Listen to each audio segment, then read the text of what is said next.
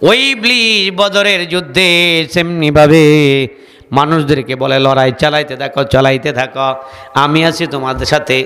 বলি না তোমার কোনো ভয় নাই, কোনো ভয় নাই নেত্রী। কিন্তু যখন আযাব এসে গেছে তখন আর পালাবার কোনো জায়গা নাই, পালাইতে হচ্ছে, মাও বাড়ি চলে যেতে হয়েছে, আর কোনো জায়গা খুঁজে পাওয়া যায় না। কি বলেন ঠিক কিনা? জোরে বলেন ঠিক কিনা? আরে ওরা ভয় পারে এখনো, ঠিক না? ভুল বললাম আপনাদেরকে? ও কারণ কি, আযাব নাজিল হয়ে গেছে। কি হয়েছে? আযাব নাজিল। এখন শয়তানও নাই। আরে বন্ধু বান্ধব পাড়া মহল্লা চেলা চামুন্ড তো নাই, ওই বন্ধু শয়তানও। কারণ শয়তান বুঝে এখন মায়ের, এখন কি হবে? মায়ের হবে। দিনী বন্ধুরা আমার, ভাইয়েরা আমার, সুরাকা ইবনে মালিকের শরীফ আকৃতি ধরলেন কেন? ইবলিস সুরাকা ইবনে মালিকের আকৃতি ধরার কারণ হলো, আপনারা জানেন নবী যখন হিজরত করতে রওনা দিয়েছিল, আমার নবী মুহাম্মদ রাসূলুল্লাহকে যিনি পেয়ে বসেছেন, আর কেউ তাকে পায় নাই। সে একজন ব্যক্তি নবীকে পেয়েছিল, যার নাম হলো সুরাকা ইবনে মালিক। সুরাকা ইবনে মালিক ছাড়া আল্লাহ নবীকে কেউ পারে নাই, কেউ খুঁজে পায় নাই। কারণ সুরাকা ইবনে মালিক ছিল ওই সময়ের সবচেয়ে একজন শক্তিশালী বীর পুরুষ, বড় মানের সন্ত্রাস ছিল, বড় মানের মস্তান ছিল, বড় মানের ক্যাডার ছিল। ওই সুরাকা ইবনে মালিকের আকৃতি ধরে বদরের যুদ্ধে আল্লাহ নবীর বিরুদ্ধে যুদ্ধ করেছিল ইবলিস। যুদ্ধ চলতেছে, বারবার তিনি হুঙ্কার চাচ্ছে, চলো লড়াই চালাও, খেলা হবে। কি বলেন? বলছে না এরম? জালেমরা বলেছিল না? ওই ইবলিসও বলছে চালাও সংগ্রাম, আমি আছি তোমাদের। কিন্তু মার ছুরি হলে বললো কি আমি পালাই। আমি কি বলবেন? এত কোথায়, কত নেতা, নেতার অভাব না, এখন খুঁজে পাওয়া যায় না। এমন করো না, তোমরা আমাদের ভাই, ভালো হয়ে যাও, তাওবা করে আল্লাহর কোরআনের কাছে আত্মসমর্পণ করে এ দেশ, এ রাষ্ট্রকে সংগ্রাম, এই রাষ্ট্রকে কোরআনের হুকুমত কায়েমের জন্য লড়াই লেগিয়ে যাও, তাহলে আল্লাহ তোমাদেরকে ওমরের মতো ইমানদার বানায় দেবে। বলি আমিন। আমার বন্ধুরা, ভাইয়ের আমার, তবে আবার এমন কথা বলো না, এমন চিন্তা রেখো না, মাগদকের মধ্যে এমন চিন্তা রেখো না যে আমার মৃত্যুটা যেন লা ইলাহা ইল্লাল্লাহ না বলে জয় বাংলা বলে মৃত্যু হয়। আছে না এখন? আল্লাহ আমার মৃত্যুটা যেন জয় বাংলা হয়, এরকম কথা বলেন না? আছে না? তো কত বড় অন্ধ হয়ে গেছি আমরা। আল্লাহ আমাদেরকে হেফাজত দান করে, বলি আমিন। মৃত্যুর সময়টা পর্যন্ত সে আল্লাহর কালেমা পড়তে রাজি নই। আর দুঃখের বিষয় বা এগুলা বলবা না, দল করে ভিন্ন কথা দিয়ে একেবারে মৃত্যুর সময়, ওই সময় হলো জান্নাত অথবা জাহান্নামে যাওয়ার মাধ্যম। কালেমা পড়লে জান্নাত পাওয়া যাইবা, আর যা বলো তা দিয়ে আল্লাহর জান্নাতের আশা করা যাবে? যাবে? জোরে বলেন, যাবে না। দিনী বন্ধুরা আমার, সুরাকা ইবনে মালিক দেখতেছে আল্লাহ নবীর, আল্লাহ যে ওয়াদা করেছেন 1000 সৈন্যবাহিনীর কথা, জিবরাইল আমিন বদরের প্রান্তরে হাজির হয়ে গেছে। জিবরাইল আমিন দৌড় শুরু করে দিয়েছে। যখন দৌড় শুরু করে দিয়েছে, পালানো শুরু করে দিয়েছে, বললাম না মায়ের শুরু হইলে শয়তানও কি করবে? পালাবে। ইন্নী আখাউফুল্লাহ রাব্বাল আলামিন। আল্লাহু আকবার। আমার দিনী ভাইয়েরা, বন্ধুরা, শয়তান এখন পালায়। হারেস ইবনে হিশাম তার জামা ধরলেন, যাও কই, পালায়া যাও কই। তাকে ঝাপটা মেরে শয়তান দৌড় দিয়েছে সাগরের দিকে। কারণ ও যখন আল্লাহর আযাব নাজিল হয় তখন ও পানির মধ্যে ডুব দেয়। এই জন্য সাগরের দিকে রওনা দিয়েছি ইবলিস। হারিস ইবনে হিশাম তাকে তখন ধরলেন। ও মুসলমান বন্ধুরা, ভাইয়েরা, আমাদের দেশে বহুত অপরাধী আছে, ফালানো শুরু করে দিয়েছে, ফালানোর মতো কোনো জায়গা পায় নাই। এত সম্মানিত মানুষগুলা দেশের মধ্যে এত বিশৃঙ্খলা করলো, এত অন্যায় কাজ করলো, এত অপরাধ করলো, কেউ তাদেরকে আশ্রয় দেওয়ার মতো খুঁজে পাওয়া গেল না। আমার দুঃখের সাথে বলছি, কত বড় অপরাধ করলো পুলিশ বাহিনী, যে এতগুলো পুলিশ বাহিনী গোটা ঢাকা থানার মধ্যে, এতগুলো থানার মধ্যে এতগুলো পুলিশ বক্সের মধ্যে কোনো জায়গাতে ও পুলিশের হেড অফিস ছাড়া কোনো জায়গাতে একটা পুলিশ খুঁজে পাওয়া যায় নাই, পৃথিবীতে কোথাও নাই। এমনকি বাইতুল মুকাররমের খতিব পর্যন্ত পালায়া গেছে। কত বড় অপরাধের সাথে তারা জড়িত। মুসলমান ভাইয়েরা, আমার দিনী ভাইয়েরা, কেউ কিন্তু অপরাধের দিকে আগাবেন না। কেউ অন্যায় করেছে, অন্যায়ের দিকে আপনারা আগাবেন না। আল্লাহ রব্বুল আলামিন কোরআনে কারীমের মধ্যে বলেছেন, ইদফা বিল্লাতি হিয়া আহসান, তোমরা অন্যায়কে দূর করো ন্যায় দিয়া, ভালোবাসা দিয়া, মোহাব্বত দিয়া। অন্যায় করছো, মাফ করে দিলাম, আসো বুক মিলাইয়া। কোন দিকে আসবে? জোরের দিকে। কোন দিকে? না আবার সাবেক দিলে তো আবার সাবেক হয়ে যাবেন, ওখানে আর যাওয়া যাবে না। কোরআনের দিকে আসুন, তাহলে কোরআন আপনাকে কষ্টি পাথরে নেই সম্মানিত বানায়া দেবে এবং আল্লাহ তাআলা আপনাকে অনেক বড় করে দেবে। মুসলমান বন্ধুরা, ভাইয়ের আমার, কোরআনের দিকে আসলে কত বড় উদাহরণ শুনে রাখুন। কোরআন ব্যবহার করা হতো কোনোভাবে যদি আপনার কাছে পায়ের নিচে পড়ে যায়, বলুন তো দেখি এটাকে কে মুসলমান এমন কোনো ইমানদার নাই যে চুমা খাবে না? খাবে কিনা? চুমা খাবে না? আর কত নেকড়া, কত একই গলিপার দোকানের কাপড়, একই ফ্যাক্টরির কাপড়, নেকড়া বহুত পাওয়া যায়। কেউ কোনো দিন খুঁজে লয় কিনা, কেউ কোনো দিন চুমা খায় কিনা? খায় না। বরং আল্লাহর কোরআনের সাথে লেগে থাকার কারণে, একদিন লেগে থাকার কারণে আল্লাহ রব্বুল আলামিন ওই কাফরের ইজ্জতটাকে যেমনি বাড়ায়া দেবে, আমার আল্লাহ রব্বুল আলামিন কোরআনের কাছে আসলে তাকে ওই সম্মানিত বানায়া আল্লাহর জান্নাতে পৌঁছার ব্যবস্থা করে দেবে। সুবহানাল্লাহ। আমার দিনী বন্ধুরা, বলতেছিলাম যুদ্ধে বিশাল বাহিনী,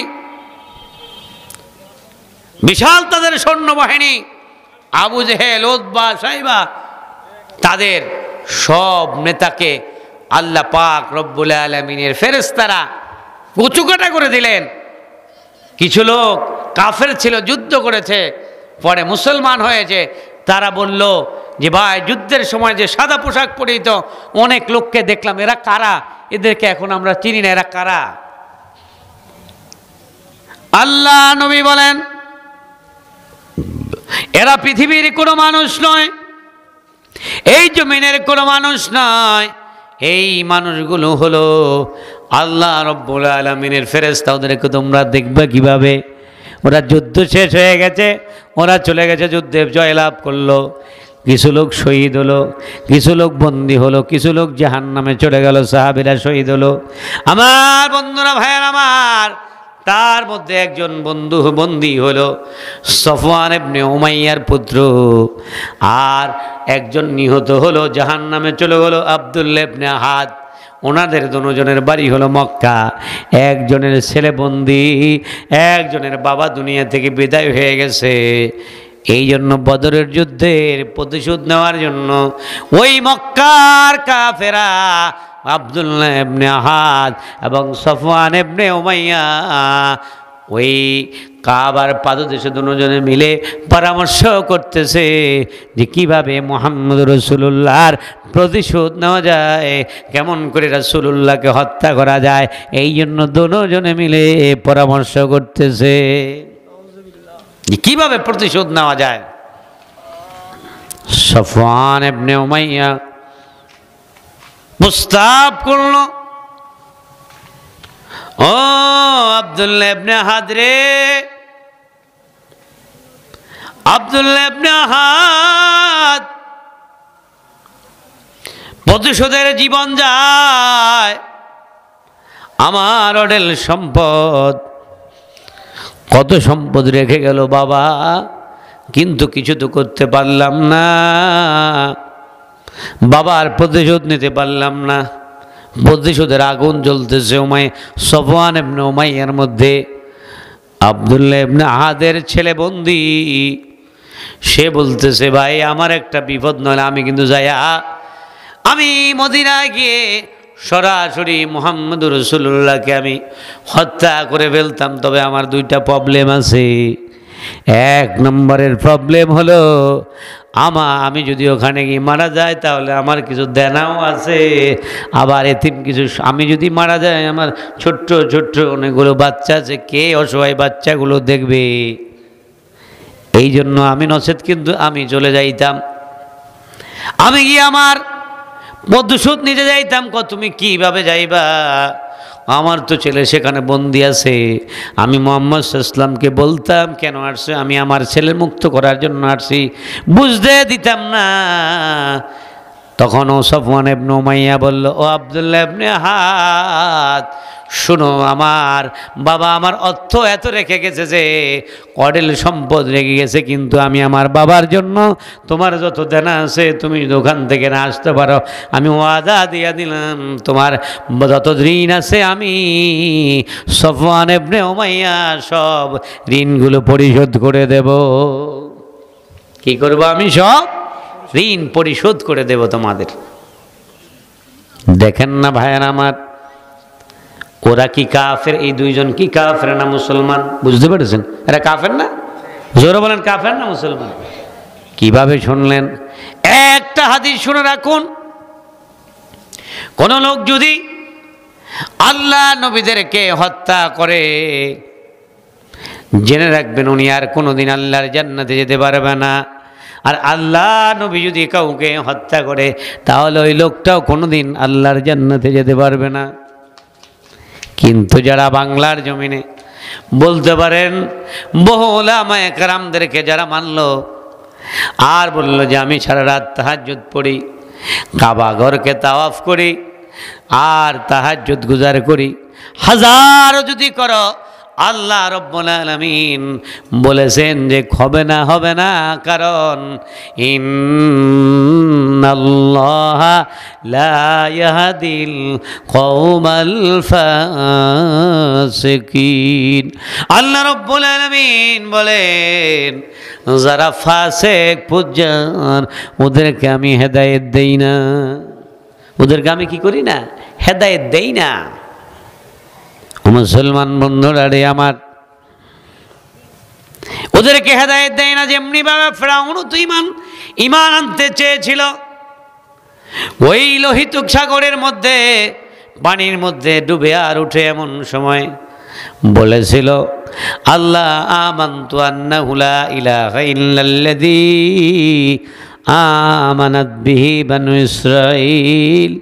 সে বলল যে আমি ঈমান আনলাম বনি ইসরাইলের রবের প্রতি, আনা মিনাল মুসলিমিন, আমি হলাম মুসলমান। আল্লাহ বলে আলান ও ফেরাউন, এখন হলো তোমার সময়, এখন তোমার সময় হলো, হবে না। ওয়ান্তা মিনাল মুফসিদিন, তুই হলো ফাসাদ সৃষ্টিকারী। আল্লাহ তাআলা জালেম ফুজ্জারদেরকে আল্লাহ হেদায়েত দেয় না, ওরা জাহান্নামী হয়ে যাবে। ওই জন্য এখনো সময় আছে, তওবা করে ভালো হয়ে যাও। তবে যারা আলেমদেরকে মেরেছো, যারা নবীর ওয়ারিসদেরকে মেরেছো, জেনে রাখবা যদি হাদিস অনুযায়ী উনি হক্কানি আলেম অবশ্যই আল্লাহ তাআলা তাদেরকে বানিয়েছেন, তাহলে জেনে রেখো তোমার জন্য জান্নাত জমি, আল্লাহর জান্নাত তোমার কোনো জায়গা নাই। বুঝতে পেরেছেন? এত সহজ না। আকাম কুকাম সব করে জান্নাতে চলে যাবে। শুধু তাই নয়, বলে হুজুর আপনি এত ওয়াজ করেন তাওবা করলে সব মাপ। এখনো বলি তাওবা করলে সব মাপ। একটা হাদিস শুনুন, সব একটা হাদিস আল্লাহ রাব্বুল আলামিনের কোরআন আয়াতের আলোকে আল্লাহ পাক রব্বুল আলামিন বলে ওমান ইয়াকতুল মুমিনান মুতাআম্মিদান ফাজাজাহু জাহান্নাম খালিদিনা ফিহা আবাদা। আল্লাহ বলেন ওমান ইয়াকতুল মুমিনান, যারা মুমিনদেরকে ইচ্ছাকৃতভাবে হত্যা করবে, ইচ্ছাকৃতভাবে যারা মোমেনদেরকে হত্যা করবে, আল্লাহ বলেন ওর জায়গা হলো জাহান্নাম, ওখানেও আবাদুল আবাদ থাকবে, ওখান থেকে বের করা হবে না।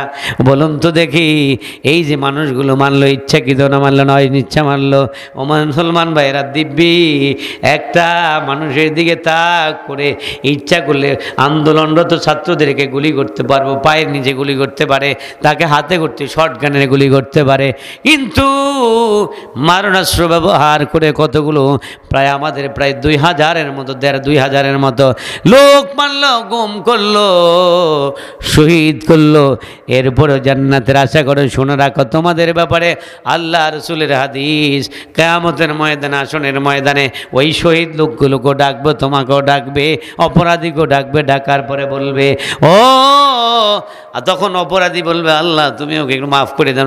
আমার আল্লাহ বলবে আমার কাছে কিছু নাই, ওর কাছে যাও, মারছো যারে তার কাছে যাও।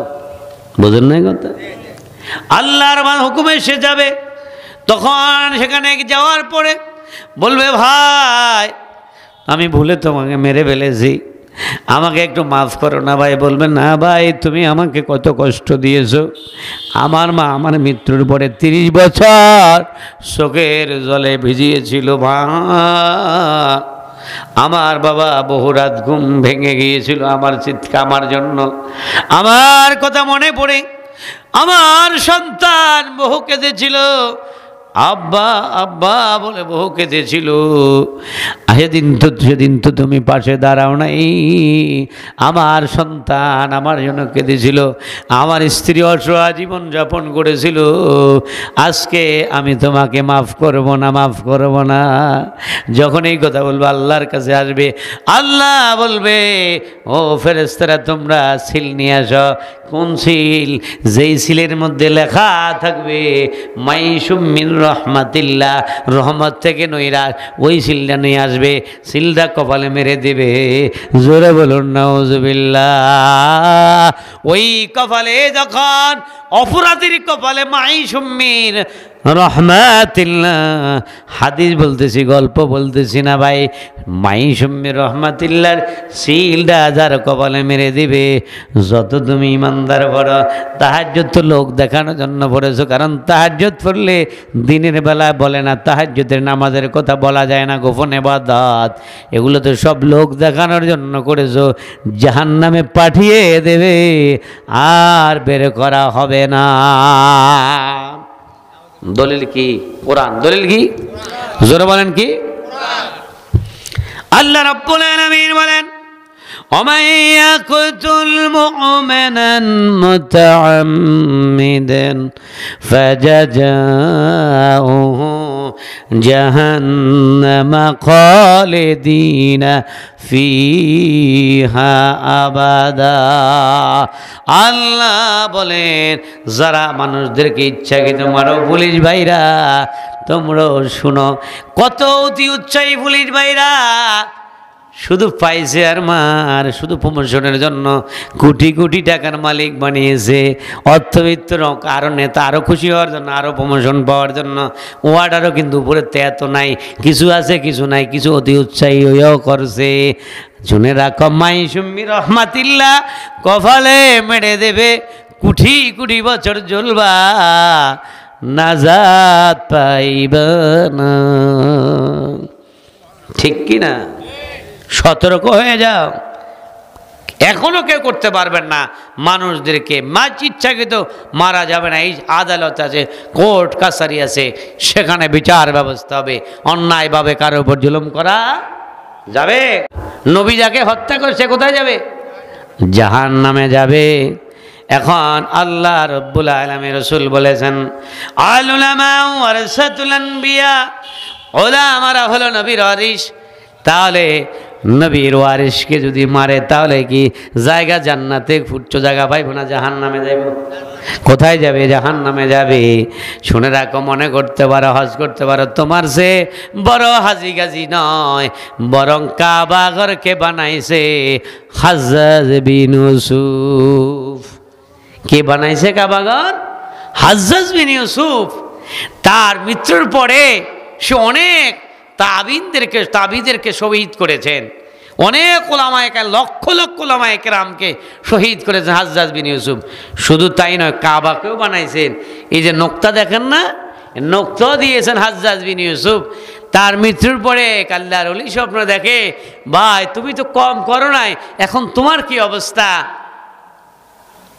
হাজ্জাজ বিন ইউসুফ বলে, ভাই আমি যতগুলো মানুষকে মেরেছি প্রতিটা মুহূর্তে আমাকে ততবার, প্রত্যেকটা মিনিটে মিনিটে আমাকে শহীদ করা হয়, আবার জীবিত, আমাকে মেরে ফেলা হয়, আবার শহীদ, আবার জীবিত করা হয়, কল্লাটা কেটে ফেলা হয়, আবার মৃত্যু দেয়, আবার জীবন দেয়, আবার আমাকে একত্রিত করে আবার জীবন দেয়। আল্লাহ যে বলেছেন লা ইয়ামুতু ফিহা ওয়ালা ইয়াহইয়া, ওখানে মরবেও না বাঁচবেও না, কারণ এক কোপে মেরে ফেলবে, আবার কষ্ট পাইবে, আবার মিলাইয়া দিবে। বুঝেন নাই কথা? অসুবিধা হয় আপনাদের? আমার বন্ধুরা, ভাইয়ের আমার, সফওয়ান ইবনে উমাইয়া প্রস্তাব করলেন, ও আব্দুল্লাহ ইবনে হাদরে, তুই যদি মক্কা যাস, যদি সেখান থেকে ফিরে আসতে না পারাস, আমি ওয়াদা দিয়া দিলাম তাহলে তোর সব ঋণ পরিশোধ করে দেব। কি পরিশোধ করে দেবে? জোরে বলেন, কি পরিশোধ করে দেবে? কিন্তু মুসলমানের মধ্যে এখন দেনা নিলে, সুদের নিলে সেটা ফেরত দেয়, কিন্তু ঋণ নিলে আর খুঁজে পাওয়া যায় না। ভুল বললাম আপনাদেরকে? তখন সে এই রোড দিয়ে দিলে ওই রোড দিয়ে হাঁটে, আর বেশি ঘন ঘন কল দিলে উল্টা গরম দেখায়। অথচ আল্লাহ নবী আকরাম সাল্লাল্লাহু আলাইহি ওয়াসাল্লামের জামানায় নবী একজন থেকে ঋণ নিয়েছিলেন, পরিশোধ করতে পারে নাই। ইহুদি বলল যে এখানে বসে থাকবা, দেনা না দেওয়া পর্যন্ত বাড়িতে যাইতে পারবা না।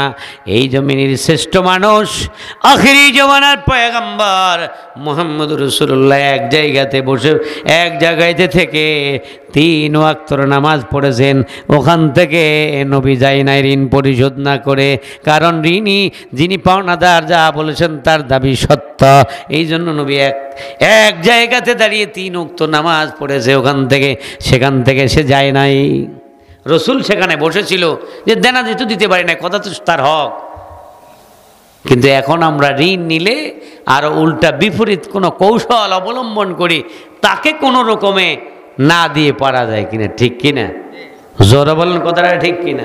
কিন্তু কাফের বলল কি, যে আমি মরে যদি যাই তাহলে আমার ঋণ পরিশোধ করবে কে? এ হলো আমাদের মুসলমানদের অবস্থা। দিনী বন্ধুরা, ভাইয়ের আমার, একটা রিস্ক নিয়ে নিলেন, দায়িত্ব নিলেন, তোমার ঋণ পরিশোধ করবো আমি। সফওয়ান ইবনে উমাইয়া বলে, আমি তোমার ঋণ পরিশোধ করব, আর তুমি যদি ওখান থেকে ফিরে না আসতে পারো, ভ্যাগ করতে না পারো, তোমার যে নাবালেগ সন্তানগুলো আছে জেনে রেখো, আমি তোমার সব সন্তানগুলোর দায়িত্বভার গ্রহণ করব। ওই আব্দুল্লাহ ইবনে হাদ রাজি হয়ে গেলেন। বলে একজনের কথা রাজি হলেন কেন? কারণ তারা কথা দিলে কথা রাখতো, যদিও কাফের মুশরিক হোক না কেন, তাদের মধ্যে আদর্শ ছিল, তাদের মধ্যে একটা আদর্শ ছিল, আমাদের সেটাও নাই। আমি একজন তো শুনেছি, সত্যমিতা বলতে পারি না, এই তিতুমির আছে না, তিতুমির, তার নাম তো মোহাম্মদ নিসার আলী, ডাক নেগেছে তিতুমির। ছোট্টবেলাতে অসুখ হয়েছিল তার, তো অসুখ হওয়ার পরে তাকে তিতা ওষুধ খেতে দিয়েছিল।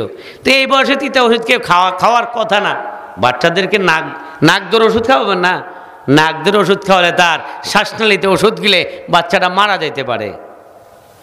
তো অনেক তিতা ওষুধ তিনি খাইতেন, এই জন্য তার নাম মীর নিসার আলী না রেখে, মানে ডাক নাম রেখেছে তিতুমির। বুঝেন না কথা? ও তিতুমির আমাদের দেশে আসলেন, এই দেশে আসলেন, সে বুড়িগঙ্গা সেতু, তখন তো ছিল জাহাঙ্গীরনগর, ঢাকার পুরো নাম জাহাঙ্গীরনগর। তো তিতুমির সেখানে আসার পরে দেখে সকালবেলা পানি এইদিকে যায়, তখন তো পাংশে দিয়ে আমাদের দেশে আসতো। সকালবেলা পানি এদিক যায়, বিকালবেলা দেখে পানি আবার ওদিক যায়। তখন তিতুমির বলো এই দেশে আর থাকবো না, পাংশি ছাড়ো, কারণ যে দেশে পানি একবার এদিকে দেয় আবার ওই দিকে যায়, ও দেশের মানুষের মন একবার এদিকে যায় ওই দিকে যায়। 15 বছর কত পদে না নির্যাতিত নিপীড়িত হলো মুসলমান জাতি। ওই জাতি এখন সব ভুলে গেছে, সব অন্যায় ভুলে গেছে। অত্যাচার করা যাবে না, কিন্তু নির্যাতনের কথা বলা যাবে না, বরং এর প্রতিশোধ হিসেবে আল্লাহর কোরআন কায়েমের চেষ্টা থাকতে হবে। হ্যাঁ, সব ভুলে গেছে, ঠিক না? কিসের মধ্যে ছিল জাতি? কথা বলা যেত না, হা করা যেত না, চলা যেত না, খাওয়া যেত না। সব জায়গাতে তারা, ওই সব জায়গাতে তারা, সকল কিছুতে তারা মানুষদের নিঃশ্বাসকে বন্ধ করার চেষ্টা চালিয়ে গিয়েছিল, ঠিক কিনা? আমার দিনী ভাইয়েরা, কিভাবে যাবে মনে আছে না আপনাদের? কি করতে যাবে? রসুলকে হত্যা করতে যাবে, মনে আছে না আপনাদের?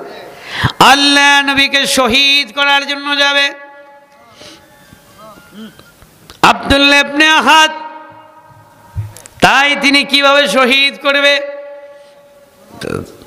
তার যে তলোয়ারখানা আছে, ওই তলোয়ার মধ্যে যে বিষ রয়েছে, ওই বিষ আক্রান্ত হয়ে যাতে আল্লাহ নবী দুনিয়া থেকে শহীদ হয়ে যায়, এই জন্য রাতের বেলা বিষ মিশ্রিত করে দিনের বেলা রৌদ্রে শুকাইয়া দেয়। এইভাবে চলতেছে রওনা দিয়েছেন, সোজা মদিনা চলে যাবে আল্লাহ নবীকে শহীদ করার জন্য। দেখছেন কি পারা পারে? এইরূপ ধরনের জালেম জমিনে আছে না নাই? আমাদের দেশে আছে না নাই? এখনো আছে। ওই জালেম ভালো হয়ে যাও, তওবা করে আল্লাহর দিকে ফিরে আসো। আমার আল্লাহ বলেছেন শুধু মাফ করুম না, যদি তওবা করে ফিরে আসো, শুধু মাফ করুম না, আমি তোমার ওই মাফের ক্ষমা গুনার জায়গাকে আমি আল্লাহ রব্বুল আলামিন নেক দিয়া ভরিয়া দিমু। অন্যায় করছো, ফিরে আসো আল্লাহর দিকে, আমি তোমার ওই গুনার জায়গাটাকে কি দিয়ে ভরে দেবে? নেক দিয়ে ভরে দেব। আমি যতই নালিশ জানাই আল্লাহ দরবারে তোমায়, আসল কথা হয়নি বলা পরওয়ারদিগার। আমি যতই নালিশ জানাই আল্লাহ দরবারে তোমায়,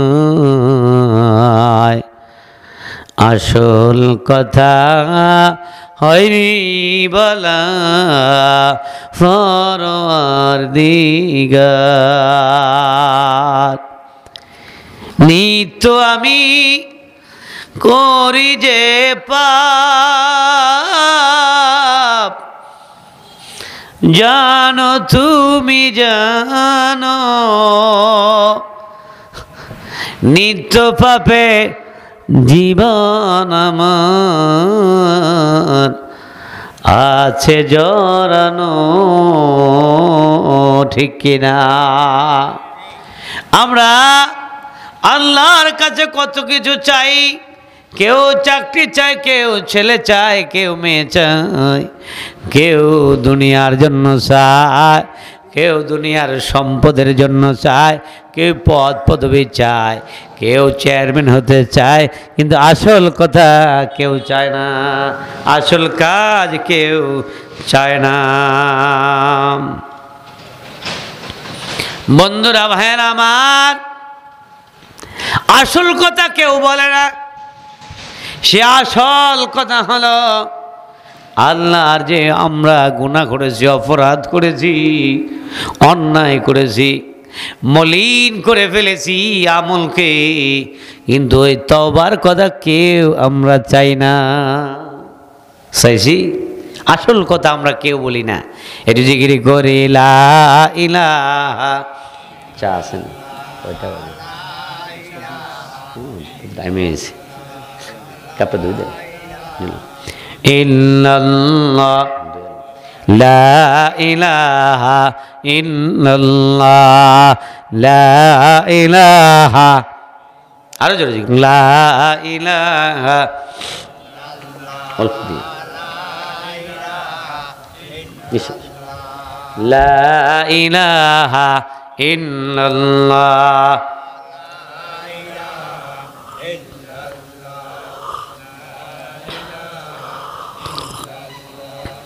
লা ইলাহা লা ইলাহা ইল্লাল্লাহু মুহাম্মাদুর রাসূলুল্লাহ সাল্লাল্লাহু আলাইহি ওয়াসাল্লাম রওনা দিয়েছেন, আল্লাহর নবীকে শহীদ করতে রওনা দিয়েছেন। এখন আব্দুল্লাহ ইবনে আহাদ যখন নবীকে খুঁজতেছেন, এমন সময় ঘটনাচক্রে হযরত ওমর ফারুক রাদিয়াল্লাহু তাআলা আনহুর সাথে সাক্ষাৎ হয়ে গেল। সুবহানাল্লাহ বলবেন না? হযরত ওমর রাদিয়াল্লাহু তাআলা আনহু বলেন, কে আব্দুল্লাহ ইবনে আহাদ, তুই তো সন্ত্রাস, তুই মাস্তান, তুই কেলার, আমাদের সাথে অস্ত্র নিয়ে এসেছিস কেন? বললে, আমি আমার ছেলের মুহাম্মদ সাল্লাল্লাহু সাথে দেখা করব, দেখা করে আমি তার কাছ থেকে আমার ছেলেটা বন্দি আছে, কিছু টাকা পয়সা নিয়ে এসেছি, আমার ছেলেকে মুক্ত করব।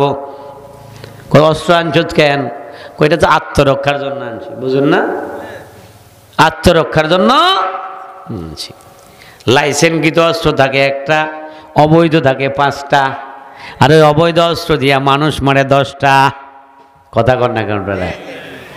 আমার দিনে ভাইরা বন্ধুরা আমার, ওমর রাদিয়াল্লাহু তাআলা আনহু বলেন, চলো। রাসূলের কাছে গেলেন। রাসূলের কাছে যাওয়ার পরে আব্দুল্লাহ ইবনে আহাদ রাসূলুল্লাহকে বললেন, ইয়া রাসূলুল্লাহ, ইয়া হাবিবাল্লাহ, আমি আপনার থেকে বহু দূর থেকে এসেছি, একটু পার্সোনাল কথা বলবো, গোপন কথা বলবো।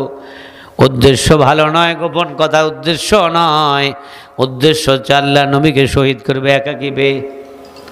আবু বকর ওমর রাদিয়াল্লাহু তাআলা আনহু বললেন, না, তুমি একা যাইতে পারবে না, আমিও তোমার সাথে যাব। কিন্তু আব্দুল্লাহ ইবনে আহাদ বারবার রিকোয়েস্ট করে, ও মোহাম্মদ রাসূল, তুমি ওকে বলো আমি একা তোমার সাথে গোপন কথা বলবো। ওমর রাদিয়াল্লাহু তাআলা আনহু থাকতে পারবে না। কিন্তু ওমর বলে, ইয়া রাসূলুল্লাহ, ওর চেহারার দিকে বলে ওর উদ্দেশ্য ভালো না, কারণ ওমর রাদিয়াল্লাহু তাআলা আনহুকে আল্লাহ এত ধী শক্তি দিয়েছেন, 50 বছর আগেও যদি কেউ কবিরা গুনাহ করে থাকে, মার্ডার করে থাকে, জিনা করে থাকে, ওই লোকটার চেহারার দিকে তাকালে ওমর রাদিয়াল্লাহু তাআলা আনহু বলতে পারতেন লোকটা অপরাধী। আল্লাহ তাকে সেইভাবে বানিয়েছেন। ওমর রাদিয়াল্লাহু তাআলা আনহু বললেন, ওর উদ্দেশ্য ভালো না, রাসূল আপনি একাকি যাবেন না। ওমর ছটপট হতে লাগলেন। আল্লাহ নবী বলেন, ওমর থাকো, সমস্যা নাই, সমস্যা নাই। ওমর রাদিয়াল্লাহু তাআলা আনহু বলেন, রাসূল গো, তোমার জন্য আমার প্রাণ কাঁদে, ওর উদ্দেশ্য ভালো না, একা তুমি যাবে না। আল্লাহ নবী বলেন, তুমি থাকো, কারণ ওমর রাদিয়াল্লাহু তাআলা আনহু জীবনের সে মুহাম্মদুর রাসূলুল্লাহকে বেশি ভালোবাসে। কিন্তু এখন আমাদের ভাইরা আলেমদেরকে হক্কানে, আলেমদেরকে নির্যাতন করে, নিপীড়ন করে, নিষ্পেষণ করে। সাধারণ আমজনতার কোনো বক্তব্য নাই, জালেমের ভয়ে কোনো বক্তব্য নাই। জেনে রেখো, মুসলিমের ইমানের শক্তি যখন বলিয়ান হয়ে যায়, আল্লাহর কোরআন বলেছেন, ওয়ালা তাহিনু ওয়ালা তাহজানু ওয়া আনতুমুল আ'লাউনা ইন কুনতুম মুমিনিন। বান্দা, ভয় পাইস না, ডরাইস না, কোনোদিন ভয় পাইস না, যদি মোমেন হ তরে তোরে বিজয় দিব, আর ওনে আমি দেশ ছাড়া দূর দূরান্ত পাঠাইয়া দিব, ভাত খাওয়ার সময় দিব না। আল্লাহ পারে না, পারে কিনা জোরে বলেন, পারে কিনা? আমার দিনদার ভাইয়েরা, আমার মুসলমান ভাইয়েরা, ওমর রাদিয়াল্লাহু তাআলা একজন আল্লাহর নবীর কাঁধ মুবারকের উপরে হাত দিয়ে আবেগ সরে, বন্ধুদের কাঁধে হাত দেওয়া তো অন্যায় না, ঠিক না? আল্লাহর নবীর কাঁধে হাত দিয়ে আল্লাহ রাসূল সাল্লাল্লাহু আলাইহি ওয়াসাল্লামের কাঁধে হাত দিয়া ওমর রাদিয়াল্লাহু হাঁটতেছেন। কিছু দূর গিয়ে বলি, ইয়া রাসূলুল্লাহ, আমি আপনাকে আমার জীবন ছাড়া টাকা পয়সা, ছেলে সন্তান, জমি জমা, শুধু জীবন ছাড়া আর সব কিছুর চেয়ে আমি আপনাকে বেশি ভালোবাসি। সুবহানাল্লাহ বলবেন না? সবচেয়ে বেশি ভালোবাসি আপনাকে, তবে জীবন ছাড়া। কি ছাড়া? জীবন ছাড়া।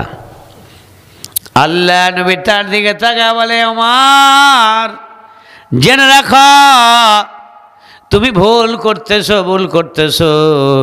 যতক্ষণ না লা ইউমিনু আহাদুকুম হাত্তা কুনা আহাব্বা ইলাইহি মিন ওয়ালিদিহি ওয়া ওয়ালাদিহি ওয়ান নাসি আজমাইন, যতক্ষণ না তুমি তোমার ছেলে সন্তান জীবনের যে আমি মুহাম্মদকে বেশি না বাসবারে ওমর, ততক্ষণ তুমি পরিপূর্ণ মুমিন হতে পারবে না।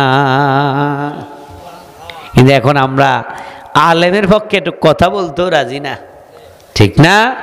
এমন একটা সময় গেছে না, আলেমদের পক্ষে যদি না থাকেন, কোন পক্ষে থাকবেন? কাদের পক্ষে থাকবেন? বাতিলদের পক্ষে। সোজা তারা আপনাকে জাহান্নামে নিয়ে যাবে, ঠিক না? আল মারউ মা মান হাব্বা, যে অপরাধীর সাথে সম্পর্ক, সে অপরাধীর সাথে হাসর হবে। যে দিনদারের সাথে সম্পর্ক, তার সম্পর্ক কার সাথে হবে? দিনদারের সাথে হবে। সফওয়ান ইবনে উমাইয়া রাসূলের অনুরোধ, রাসূলের আদেশ ওমর মানতে বাধ্য।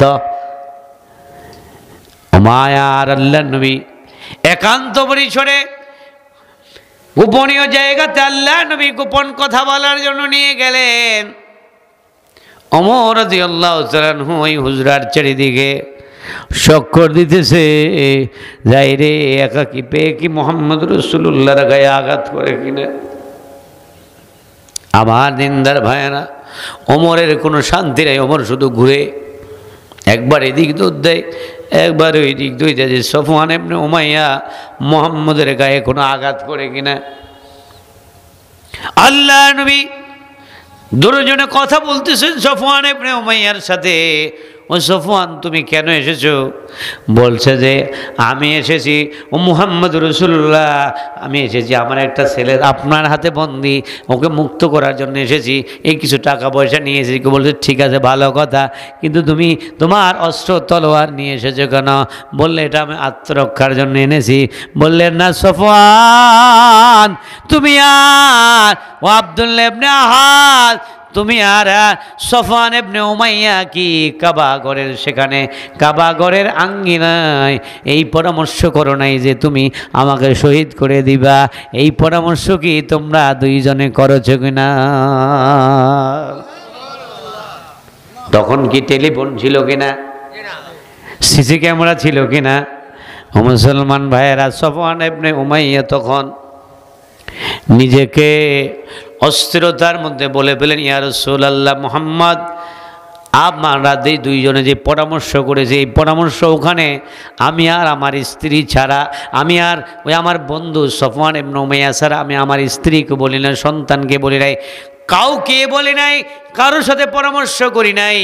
কোন নেটওয়ার্ক তোমাকে এই খবর জানিয়ে দিল? যথাযথভাবে জায়গার নাম ঠিক রেখে যিনি বলিয়ে দিলেন।